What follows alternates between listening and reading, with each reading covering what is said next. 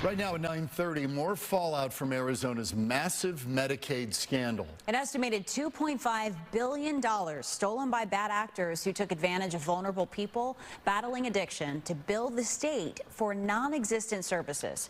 Fox 10 investigator Justin Lum reports on why impacted tribal members are getting letters from the Department of Justice.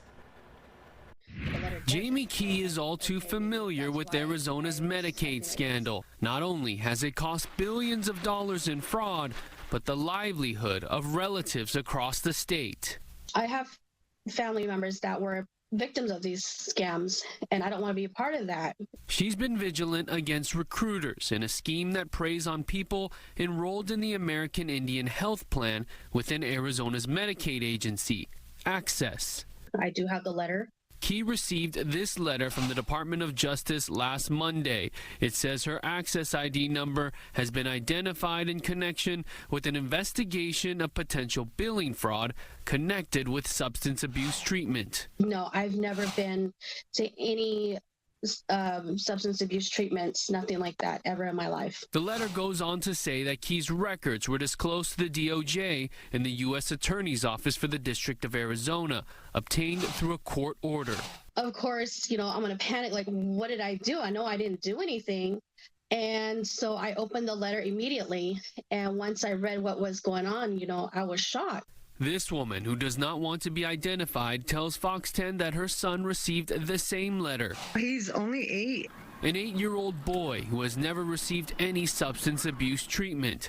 His mom tells us they stayed in a sober living home while she took classes at a behavioral health facility that has since been suspended by Access due to allegations of fraud. I don't understand why he would have got billed, and they never told me that my kids are going to get billed. Since May 2023, Access suspended payments to nearly 260 behavioral health providers for open fraud investigations by law enforcement.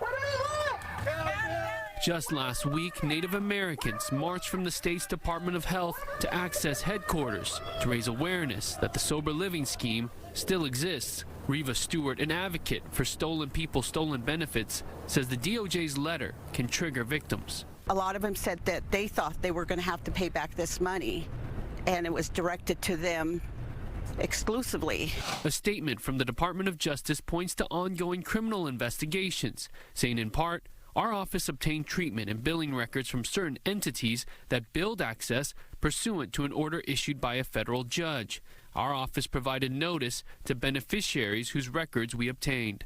A link at the bottom of the letter takes you to the DOJ's website, listing pending criminal cases and hearings for defendants accused in Access fraud investigations. We requested an interview with Access regarding the letter and potential new trends in Medicaid fraud. A spokesperson was not able to make that happen in time for the airing of this story. I did try to contact Access. I just get the runarounds. I am taking this seriously. I'm Fox 10 investigator Justin Lum.